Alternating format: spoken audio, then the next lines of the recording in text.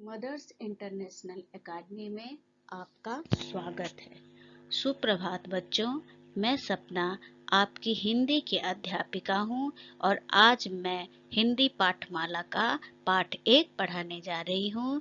इस पाठ का शीर्षक है हम पंछी उन्मुक्त गगन के, जिसके कवि हैं शिव मंगल सिंह सुमन।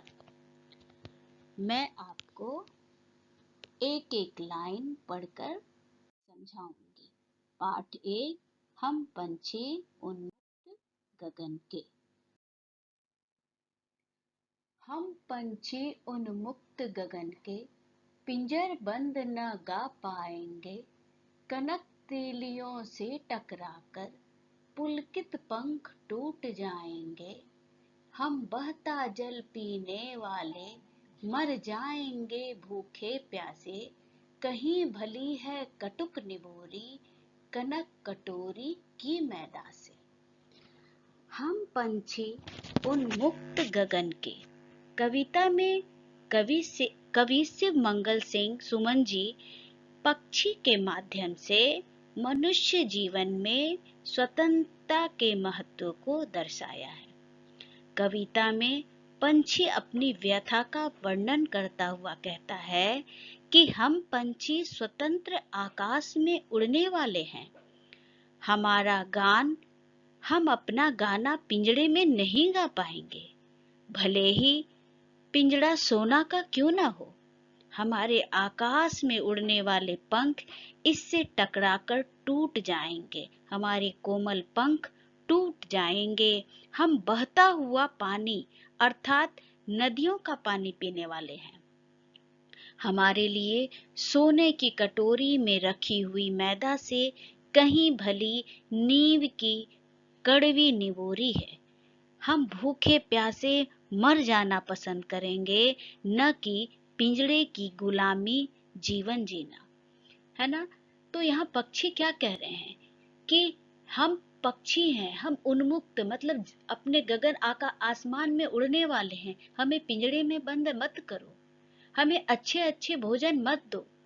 हम निबोरी ही खा लेंगे, कड़वा नीम ही खा लेंगे, लेकिन हम आजाद रहना चाहते हैं। हमसे हमारी आजादी मत छीनो, ऐसा पंछी कहते हैं। कोई भी मनुष्य, पंछी हो या पशु हो, कोई भी अपना जीवन गुलामी जीवन नहीं जीना चाहता है। सभी चाहते हैं कि हम आजादी से जिए, स्वतंत्र रहें, है ना। तो अब दूसरा लाइन है, स्वर्ण श्रृंखला के बंधन में अपनी गति उड़ान सब भूले। बस सपनों में देख रहे हैं तरु की फुनगी पर के झूले। ऐसे थे अरमान की उड़ते, नील गगन की सीमा पाने। लाल किरण सी चोंच खोल चुगते तारक अनार के दाने, है ना। ऐसे थे अरमान की उड़ते, नील गगन की सीमा पाने। लाल किरण सी चोंच खोल चुगते तारक अनार के दाने, है ना।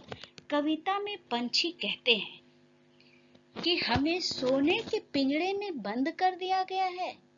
इससे हम अपनी गति, अपनी उड़ान सब कुछ भूल गए हैं। हम सपने में देखा करते थे कि हम पेड़ों की ऊंची, सिर्फ मतलब कि हम अपनी गति भूल गए हैं। सिर्फ अब सपना ही देखते हैं, स्वप्न में ही देखते हैं कि पेड़ों की ऊंची डालियों पे हम झूल रहे हैं। पिंजड़ों की कैद में आने से पहले हम सोचते थे कि नीले आसमान की सीमा को नाप लेंगे, अर्थात जो आसमान की सीमा, ऊपर आसमान की सीमा होती है, सीमा का कोई अंत नहीं है। फिर भी ये चिड़िया, ये पक्षी सोचते थे कि हम उसकी सीमा को नाप लेंगे, मतलब इतना उड़ेंगे। अपनी सूरज की जैसी लाल चोंच से तारों को जो अनार के दाने जैसे लगते हैं, उसे चुग लेंगे, है ना। यह सब मात्र कल्पना है, सिर्फ अब स्वप्न में देख रहे हैं, वो कल्पना कर रहे हैं। सिर्फ उससे ज्यादा वो कर भी क्या सकते हैं, क्योंकि वो तो पिंजड़े में बंद है, वो तो बंधन में है। तो उससे आगे वो सोच ही नहीं सकते हैं कि आगे क्या करना है। है ना। तो पक्षी क्या चाहते हैं, क्या चाहते हैं कि वो गुलामी में रहे, वो पिंजड़े में बंद रहे, वो नहीं चाहते हैं। वो चाहते हैं कि हम कैसे भी, मेरा जीवन कैसा भी हो, लेकिन हम आजाद रहें, आसमान की ऊंचाइयों पर उड़ें, अपने चोंच से तारों को अनारदाना समझकर चुगें। वो ऐसा ही चाहते हैं, चाहे उसके लिए उनको कोई भी कुछ भी करना पड़ जाए, लेकिन वो चाहते हैं कि वो आजाद रहें, है ना। अब है, होती होती सीमाहीन क्षितिज से इन पंखों की होड़ा होड़ी, या तो क्षितिज मिलन बन जाता, या तनती सांसों की डोरी, है ना। होती सीमाहीन, होती सीमाहीन क्षितिज से इन पंखों की होड़ा होड़ी, या तो क्षितिज मिलन बन जाता, या तनती सांसों की डोरी। नेड़ न दो चाहे टहनी का, आश्रय छिन्न भिन्न कर डालो, लेकिन पंख दिए हैं तो आकुल उड़ान में विघ्न न डालो। नेड़ न दो चाहे टहनी का, नेड़ मतलब घर, नेड़ न दो चाहे टहनी का, आश्रय छिन्न भिन्न कर डालो, नेड़ मतलब घोंसला घर, आश्रय छिन्न भिन्न कर डालो, लेकिन पंख दिए हैं तो आकुल उड़ान में विघ्न न डालो, है ना। अब इसका अर्थ मैं समझा रही हूँ, ठीक है। कविता में पंछी कहते हैं कि यदि हम आजाद होते हैं, यदि हम आजाद होते तो सीमाहीन, जिस आसमान की कोई सीमा नहीं है, उस आकाश की सीमा को हम पार कर लेते, वैसा कोशिश भी करते। हमारे पंखों की उड़ान से आकाश की क्षितिज का मुकाबला होता कि मैं ऊंचा उड़ सकती हूँ या तुम ऊंचे हो।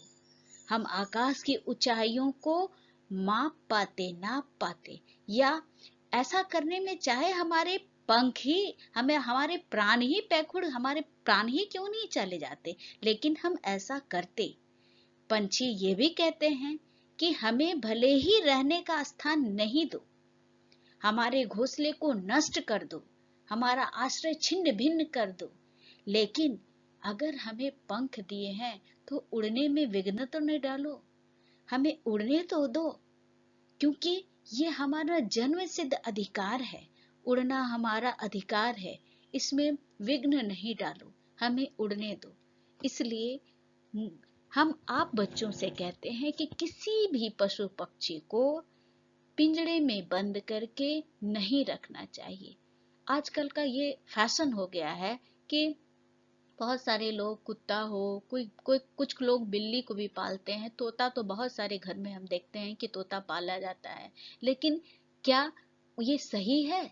अगर आपको किसी को भी, मुझे ही अगर किसी को भी गुलाम बनाकर रखा जाए, उसे कमरे में कैद करके रखा जाए, अभी आप देख रहे हैं हम लोग कैद ही हैं, हमें कैद करके रखा जा रहा है, मतलब इसका रिजल्ट अच्छा ही होगा, लेकिन अभी तो हम लोग कैद हैं। लेकिन क्या कुछ उगते हैं ना, लगता है थोड़ा बाहर जाएं, दोस्तों के साथ खेलें, है ना, फिर से मॉल जाएं, घूमें, बहुत मजा आता है, आज यहाँ जाना है, कल इसके घर जाना है, लेकिन अभी ना कहीं जाना है, ना किसी को बुलाना है, तो ये चीज अच्छा नहीं लगता है ना, लेकिन अभी तो मजबूरी है, तो कुछ दिन बाद तो सही हो जाएगा।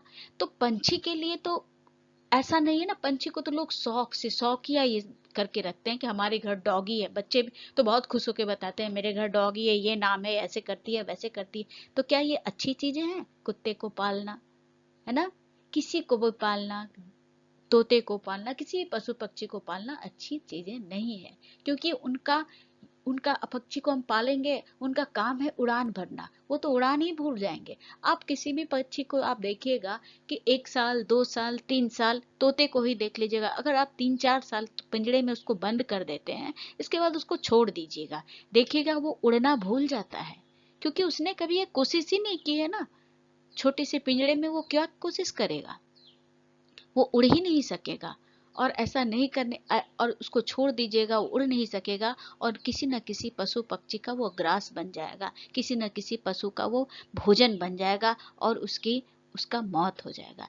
इसलिए इसलिए इस कविता के माध्यम से कवि यह कर रहे हैं कि पंछियों को, किसी भी पशु को आप बंद नहीं करिए, बांध कर मत रखिए, उसे आजाद छोड़ दीजिए। है ना बच्चों, समझ में आ गया कविता? सारी कविताएं समझ में आ गई बेटा? धन्यवाद।